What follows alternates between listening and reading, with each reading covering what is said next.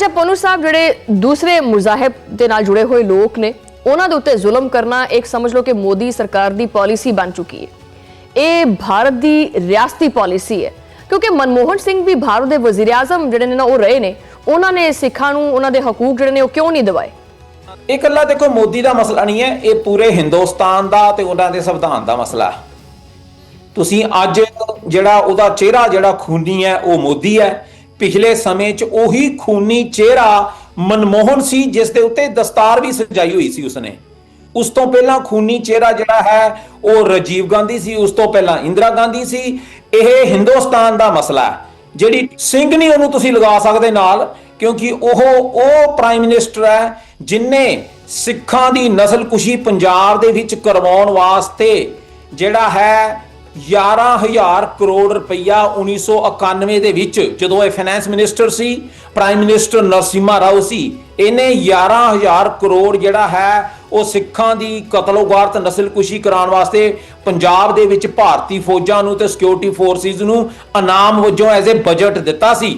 1994 ਦੇ ਵਿੱਚ United nations ਦੇ ਵਿੱਚ ਜਾ ਕੇ ਜਿੱਥੇ ਐਮਨੈਸਟੀ ਇੰਟਰਨੈਸ਼ਨਲ ਦੁਨੀਆ ਦੀਆਂ ਸਾਰੀਆਂ ਮਨੁੱਖੀ ਅਧਿਕਾਰ ਸੰਸਥਾਵਾਂ ਕਹਿ ਰਹੀਆਂ ਸੀ ਵੀ ਸਿੱਖਾਂ ਦੀ ਜੈਨੋਸਾਈਡ ਹੋ ਰਹੀ ਹੈ, ਟਾਰਚਰ ਹੋ ਰਿਹਾ, ਐਕਸਟਰਾ ਜੁਡੀਸ਼ੀਅਲ ਕਿਲਿੰਗਸ ਹੋ ਰਹੀਆਂ, ਇਹਨੇ ਰਿਪੋਰਟ ਦਿੱਤੀ ਸੀ ਸਿੱਖ ਜਿਹੜਾ ਅੱਤਵਾਦੀ ਹੈ ਤੇ ਜਿਹੜੇ ਮਾਰੇ ਜਾਂਦੇ ਪਏ ਆ ਉਹ ਅੱਤਵਾਦੀ ਹੈ, ਕਿਸੇ ਆਮ ਸਿੱਖ ਨੂੰ ਕੁਝ ਨਹੀਂ ਕਿਹਾ ਜਾਂਦਾ।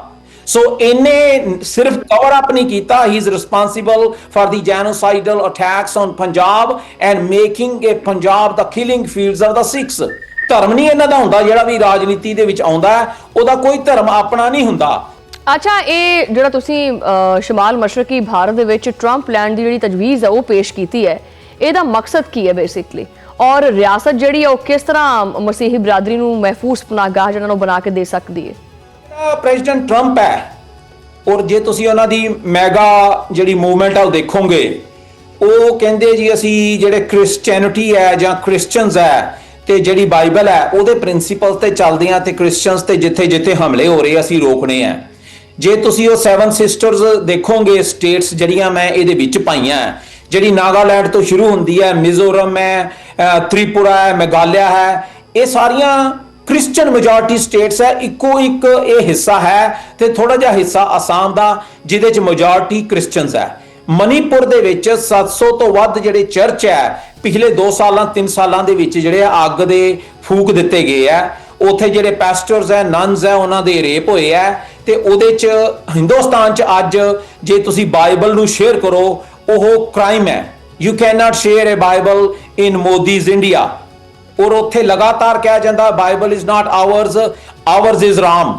ਸੋ ਇਸ ਕਰਕੇ ਜਿਹੜੀ ਉਹ ਪੂਰੀ ਸਟੇਟ ਹੈ 6 ਜਿਹਦੇ ਚ ਕ੍ਰਿਸਚਨ ਮੈਜੋਰਟੀ ਹੈ ਮੋਸਟਲੀ ਹਿੱਸਿਆਂ ਦੇ ਵਿੱਚ, ਸਪੈਸ਼ਲੀ ਜਿਹੜੇ 5 ਸਟੇਟਾਂ ਉਹਨਾਂ ਨੂੰ ਕਿਹਾ ਗਿਆ ਵੀ ਇਹ ਕ੍ਰਿਸਚਨ ਲੈਂਡ ਬਣੇਗੀ। ਔਰ ਟਰੰਪ ਲੈਂਡ ਦਾ ਨਾਮ ਤਾਂ ਦਿੱਤਾ ਗਿਆ ਕਿਉਂਕਿ ਟਰੰਪ ਜਿਹੜਾ ਹੈ ਇਸ ਵਕਤ ਵਾਲੀ ਵਾਰਸ ਹੈ ਕ੍ਰਿਸਚੀਅਨਸ ਦਾ ਤੇ ਉਹ ਕਹਿ ਰਿਹਾ ਕਿ ਮੈਂ ਉਹਨਾਂ ਨੂੰ ਬਚਾਵਾਂਗਾ। ਸੋ ਉਹਨਾਂ ਤੱਕ ਅਸੀਂ ਇਹ ਸੁਨੇਹਾ ਲਗਾਇਆ ਤਾਂ ਸਿੱਧੋ ਸਿੱਧੀ ਕਿ ਉਹ ਆਪਾਂ ਨੂੰ ਜਵਾਬ ਦੇਣ ਲੱਗ ਜਾਣਗੇ। ਪਰ ਇਹ ਤੁਹਾਡੀ ਇੱਕ ਜਦੋਂ ਕੋਈ ਵੀ ਰੈਵੋਲੂਸ਼ਨ ਲੈ ਕੇ ਆਣਾ ਹੈ, ਕੋਈ ਵੀ ਮੂਵਮੈਂਟ ਚਲਾਣੀ ਹੈ ਤੇ ਉਹਦੀ ਕੋਈ ਨਾ ਕੋਈ ਜਿਹੜੀ ਹੈ ਚੰਗਿਆੜੀ ਪਹਿਲਾਂ ਲੱਗਦੀ ਹੈ। ਕੋਲ ਲੱਗ ਚੁੱਕਾ ਹੈ ਮੇਰੇ ਕੋਲੋਂ ਮਿਜ਼ੋਰਮ ਆਪਣੇ ਤ੍ਰਿਪੁਰਾ ਤੋਂ ਤੇ ਨਾਗਾਲੈਂਡ ਤੋਂ, ਮਿਜ਼ੋਰਮ ਤੋਂ, ਮੇਘਾਲਿਆ ਤੋਂ ਮੇਰੇ ਕੋਲ ਸੈਂਕੜੇ ਕਾਲਾਂ ਤੇ ਸੈਂਕੜੇ ਈਵਨ ਉਹਨਾਂ ਦੇ ਜਰਨਲਿਸਟ ਜਿਹੜੇ ਹੈ ਉਹ ਮੈਨੂੰ ਸੰਪਰਕ ਕੀਤਾ ਉਹਨਾਂ ਨੇ ਕਿ ਇਹ ਬਹੁਤ ਜ਼ਿਆਦਾ ਡਿਊ ਸੀ, ਕਿਸੇ 'ਚ ਹਿੰਮਤ ਨਹੀਂ ਸੀ ਪੈ ਰਹੀ ਤੇ ਤੁਹਾਡਾ ਥੈਂਕ ਯੂ ਵੈਰੀ ਮੱਚ। ਜਿਵੇਂ ਅਸੀਂ 250 ਮਿਲੀਅਨ ਜਿਹੜਾ ਹਿੰਦੁਸਤਾਨ ਦੇ ਵਿੱਚ ਮੁਸਲਮਾਨ ਗੁਲਾਮ ਹੈ ਉਹਨਾਂ ਲਈ ਉਰਦਿਸਤਾਨ ਅਸੀਂ ਬੋਲਿਆ ਤੇ ਉਹ ਹੌਲੀ ਹੌਲੀ ਹੁਣ ਚੱਲਦਾ ਪਿਆ। ਉਦਾਂ ਹੀ ਇਹ ਕ੍ਰਿਸਚਨ ਲੈਂਡ ਜਿਹਦਾ ਨਾਮ ਅਸੀਂ ਟਰੰਪ ਲੈਂਡ ਦਿੱਤਾ ਇਹ ਵੀ ਚੱਲੇਗਾ। ਅੱਛਾ ਪੋਨੂ ਸਾਹਿਬ, ਇੱਕ ਚੀਜ਼ ਕਿ ਮੁਸਲਮਾਨਾਂ ਦੇ ਉੱਤੇ ਤਾਂ ਜ਼ੁਲਮ ਜਿਹੜਾ ਨਾ ਇੰਤਹਾਈ ਕਰ ਦਿੱਤੀ ਹੈ। ਪਿਛਲੇ ਦਿਨੋਂ ਜਿਹੜਾ ਵਾਕਿਆ ਹੋਇਆ ਇੱਕ ਤਕਰੀਬ ਦੇ ਵਿੱਚ ਵਜ਼ੀਰ ਆਲਾ ਜਿਹੜਾ ਉਹ ਨਿਤਿਸ਼ ਕੁਮਾਰ ਹੈ ਉਹਨੇ ਇੱਕ ਮੁਸਲਮਾਨ ਡਾਕਟਰ ਦਾ ਜਿਹੜਾ ਨਕਾਬ ਹੈ ਉਹ ਖਿੱਚਿਆ, ਇਹਦੇ ਉੱਤੇ ਤੁਸੀਂ ਕੀ ਕਹੋਗੇ? ਦੇਖੋ ਇਹਦੇ ਚ ਇਦਾਂ ਵਾ ਕਿ ਜਦੋਂ ਕੋਈ ਇਸ ਹੱਦ ਤੱਕ ਪਹੁੰਚ ਜਾਂਦਾ ਹੈ ਕਿ ਤੁਹਾਡੀ ਧੀ ਭੈਣ ਦੀ ਇੱਜ਼ਤ ਤੇ ਹੱਥ ਜਦੋਂ ਰੱਖ ਦੇਵੇ ਨਾ ਕੋਈ ਤੇ ਫਿਰ ਉਹ ਮਸਲਾ ਗੱਲਾਂ ਦੇ ਨਾਲ ਸਟੇਟਮੈਂਟਾਂ ਦੇ ਨਾਲ ਨਹੀਂ ਜੇ ਮੁੱਕਦਾ। ਤੁਸੀਂ ਉਸ ਨੂੰ 100 ਕੰਡੈਮ ਕਰ ਲਓ ਤੇ ਤੁਸੀਂ ਉਹਨੂੰ 1000 ਕੰਡੈਮ ਕਰ ਲਓ। ਇਹਦੇ 'ਚ ਮੈਂ ਤੁਹਾਨੂੰ ਤੁਹਾਡੇ ਕੁਰਾਨ ਦੇ ਵਿੱਚ ਲਿਖੀ ਜਿਹੜੀ ਗੱਲ ਹੈ ਪੰਜਾਬੀ 'ਚ ਦੱਸ ਦਾਂਗਾ ਕਿ ਜੇ ਤੁਹਾਡੇ ਵੱਲ ਕੋਈ ਉਂਗਲ ਚੁੱਕਦਾ ਹੈ, ਤੁਹਾਡੇ ਧਰਮ ਤੇ ਉਂਗਲ ਚੁੱਕਦਾ ਹੈ, ਤੇ ਉਸ ਹੱਥ ਤੇ ਉਂਗਲ ਦਾ ਅੰਜਾਮ ਕੀ ਹੋਣਾ ਚਾਹੀਦਾ? ਇਸ ਦਾ ਜਵਾਬ ਇਹੀ ਹੈ। ਔਰ ਬ੍ਰੇਕ ਤੋਂ ਪਹਿਲੇ ਜਿਹੜੀ ਮੋਦੀ ਸਰਕਾਰ ਹੈ ਔਰ ਗੈਰ ਮਜ਼ਾਹਿਬ ਦੇ ਲੋਕਾਂ ਦੇ ਨਾਲ ਜਿਹੜਾ ਨਾ ਸਲੂਕ ਕਰਦੀ ਫਿਰਦੀ ਹੈ, ਇਹਦੇ ਉੱਤੇ ਜਿਹੜਾ ਨਾਲ ਗੱਲਬਾਤ ਕਰਾਂਗੇ। ਮੇਰੇ ਨਾਲ ਮੌਜੂਦ ਨੇ ਖਾਲਿਸਤਾਨ ਤਹਿਰੀਕ ਦੇ ਰਹਿਨੁਮਾ ਗੁਰਪੰਤਵੰਤ ਸਿੰਘ ਪੰਨੂ ਸਾਹਿਬ। ਪੰਨੂ ਸਾਹਿਬ, ਬਹੁਤ ਸ਼ੁਕਰੀਆ ਪਹਿਲੇ ਤਾਂ ਵੈਲਕਮ ਕਰਨੇ ਆਪਣੇ ਪ੍ਰੋਗਰਾਮ ਦੇ ਵਿੱਚ, ਕਿਉਂਕਿ ਤੁਸੀਂ ਸਾਨੂੰ ਟਾਈਮ ਦਿੱਤਾ ਹੈ। ਔਰ ਪਹਿਲਾ ਸਵਾਲ ਮੈਂ ਕਰਨਾ ਚਾਹਾਂਗੀ ਕਿ ਭਾਰਤ ਦੇ ਵਿੱਚ ਜਿਹੜਾ ਸਲੂਕ ਗੈਰ ਮਜ਼ਾਹਿਬ ਦੇ ਲੋਕਾਂ ਦੇ ਨਾਲ ਹੋ ਰਿਹਾ ਹੈ, ਇਹ ਰਿਆਸਤੀ ਸਰਪ੍ਰਸਤੀ ਜਿਹੜੀ ਇਹਨਾਂ ਨੂੰ ਹਾਸਿਲ ਹੈ, ਇਹਦੇ ਵਾਕਿਆਤ ਵੱਧਦੇ ਜਾ ਰਹੇ ਹੈ, ਤੁਹਾਡਾ ਕੀ ਮੌਕਫ ਹੈ ਇਹਦੇ ਉੱਤੇ?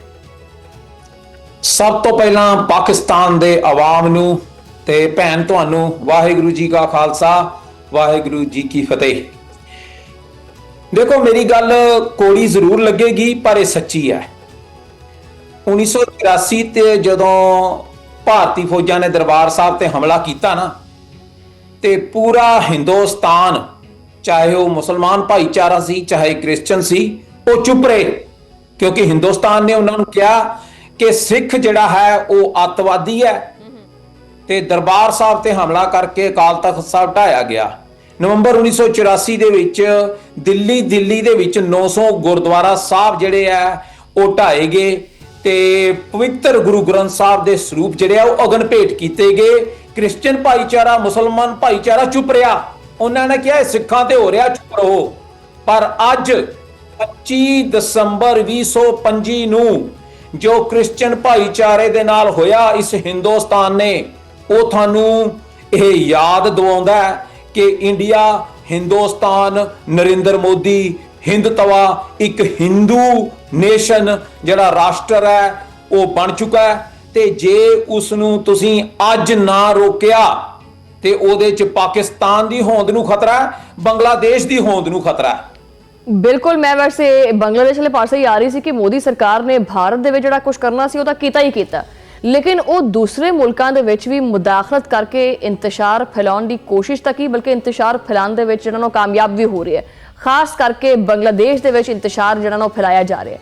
ਇਹ ਭਾਰਤ ਦੀ ਜਿਹੜੀ ਇਸ਼ਤਿਆਲ ਅੰਗੇਜ਼ੀ ਹੈ, ਇਹਨੂੰ ਕਿੱਦਾਂ ਖਤਮ ਕਰ ਸਕਦੇ ਆ?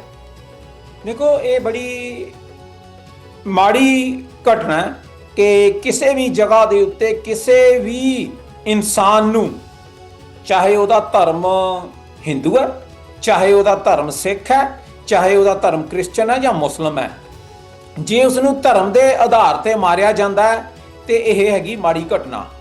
ਪਰ ਜਿਹੜਾ ਮਸਲਾ ਹੈ ਕਿ ਇੱਕ ਜਾਂ ਦੋ ਘਟਨਾਵਾਂ ਉੱਥੇ ਹੋਈਆਂ ਬੰਗਲਾਦੇਸ਼ ਦੇ ਵਿੱਚ, ਤੇ ਪੂਰਾ ਹਿੰਦੁਸਤਾਨ ਦਾ ਤੇ ਪੂਰਾ ਦੁਨੀਆ ਦਾ ਵਿੱਚ ਬੈਠਾ ਜਿਹੜਾ ਹਿੰਦੂ ਵਰਗ ਹੈ, ਉਹ ਕਹਿੰਦਾ ਪਿਆ ਜੀ ਬੰਗਲਾਦੇਸ਼ ਦੇ ਵਿੱਚ ਹਿੰਦੂ ਵਰਗ ਦੀ ਜੈਨੋਸਾਈਡ ਹੋ ਰਹੀ ਹੈ। ਪਰ ਇਸੇ ਹਿੰਦੁਸਤਾਨ ਦੇ ਵਿੱਚ ਦਰਬਾਰ ਸਾਹਿਬ ਢਹਿ ਢੇਰੀ ਕੀਤਾ ਗਿਆ, ਅਕਾਲ ਤਖਤ ਸਾਹਿਬ ਢਹਿ ਢੇਰੀ ਕੀਤਾ ਗਿਆ, ਜਿਹੜੀ ਮਸਜਿਦ ਹੈ ਬਾਬਰੀ 1992 ਚ ਉਹ ਢਾਈ ਗਈ, ਕ੍ਰਿਸਚਨਾਂ ਦੇ ਜਿਹੜੇ ਚਰਚ ਹੈ ਉਹ ਢਾਏ ਗਏ, ਤੇ ਇਹੀ ਹਿੰਦੂ ਵਰਗ ਦੁਨੀਆ ਦੇ ਵਿੱਚ ਜਿਹੜਾ ਇਹ ਚੁੱਪ ਕਰਕੇ ਬੈਠਾ ਹੁੰਦਾ ਹੈ। ਬੰਗਲਾਦੇਸ਼ ਦੇ ਵਿੱਚ ਹਮੇਸ਼ਾ ਹਿੰਦੁਸਤਾਨ ਦੀ ਡੋਮੀਨੈਂਸ ਰਹੀ ਹੈ, ਹਿੰਦੂ ਵਰਗ ਦੀ ਡੋਮੀਨੈਂਸ ਰਹੀ ਹੈ। ਅੱਜ ਜਦੋਂ ਉਸਮਾਨ ਹਾਦੀ ਨੇ ਪਿਛਲੀ 2024 ਚ ਜੁਲਾਈ ਦੇ ਵਿੱਚ ਜਦੋਂ ਉਹਨਾਂ ਨੇ ਸਟੂਡੈਂਟ ਲੀਡਰਸ ਨੇ ਇੱਕ ਮੂਵਮੈਂਟ ਚਲਾਈ, ਜੈਨਜ਼ੀ ਮੂਵਮੈਂਟ, ਜਿਹਦੇ ਨਾਲ ਤਖਤਾ ਪਲਟਿਆ, ਤੇ ਅੱਜ ਹਿੰਦੁਸਤਾਨ ਨੂੰ ਸੇਕ ਲੱਗਦਾ ਪਿਆ ਹੈ, ਕਿਉਂਕਿ ਬੰਗਲਾਦੇਸ਼ ਮੈਜੋਰਟੀ ਮੁਸਲਿਮ ਦੇਸ਼ ਹੈ, ਤੇ ਉੱਥੇ ਜੋ ਅੱਜ ਹਾਲਾਤ ਹਿੰਦੁਸਤਾਨ ਨੇ ਕਰ ਦਿੱਤੇ ਹੈ, ਉੱਥੋਂ ਬੰਗਲਾਦੇਸ਼ ਨੂੰ ਸਮਝਣਾ ਪੈਣਾ ਹੈ ਕਿ ਜੇ ਤੁਸੀਂ ਹਿੰਦੁਸਤਾਨ ਦੇ ਟੁਕੜੇ ਹੋਣੇ ਆ ਜਿਹੜੇ, ਸਿੱਖਾਂ ਦੀ ਮਦਦ ਨਾ ਕੀਤੀ, ਕ੍ਰਿਸਚੀਅਨਸ ਦੀ ਮਦਦ ਨਾ ਕੀਤੀ, ਜਾਂ ਹਿੰਦੁਸਤਾਨ ਦੇ ਮੁਸਲਿਮ ਵਰਗ ਦੀ ਮਦਦ ਨਾ ਕੀਤੀ, ਤੇ ਬੰਗਲਾਦੇਸ਼ ਦੀ ਹੋਂਦ ਨੂੰ ਖਤਰਾ ਰਹਿਣਾ ਹੈ।